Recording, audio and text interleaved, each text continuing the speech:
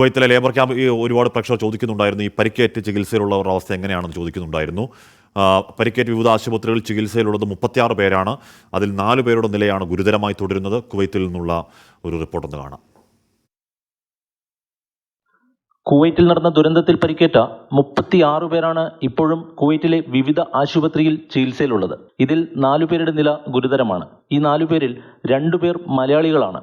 മറ്റു 2 പേരിൽ ഒരാൾ നോർത്ത് ഇന്ത്യയിൽ നിന്നുള്ള വ്യക്തിയും മറ്റൊരാൾ ഫിലിപ്പീൻ സ്വദേശിയുമാണ്. ഗുരുതരാവസ്ഥയിലുള്ള 4 പേരിൽ 2 പേർ അദാൻ ആശുപത്രിയിലും മറ്റു 2 പേർ അൽജാബർ ആശുപത്രിയിലുമാണുള്ളത്. മലയാളികളായ 2 പേർ ഏത് ജില്ലക്കാരാണെന്ന് വ്യക്തമായിട്ടില്ല.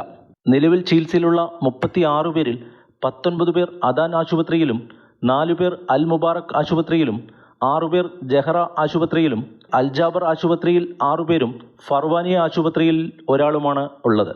അതോടൊപ്പം അപകടത്തിൽ ജീവൻ നഷ്ടമായ മലയാളികൾ ഉൾപ്പെടെയുള്ള 46 ഇന്ത്യക്കാരെ കൂടാതെ മറ്റു 3 പേർ ഫിലിപ്പീൻ സ്വദേശികളാണ്. ഗിരീഷ് ഒറ്റപ്പാലം, 24 കുവൈറ്റ്. എത്രയും പെട്ടെന്ന് പരിക്കേറ്റവർ ആരോഗ്യത്തോടെ മടങ്ങിയെത്തട്ടെ എന്ന് ആഗ്രഹിക്കുകയും പ്രാർത്ഥിക്കുകയുമാണ്.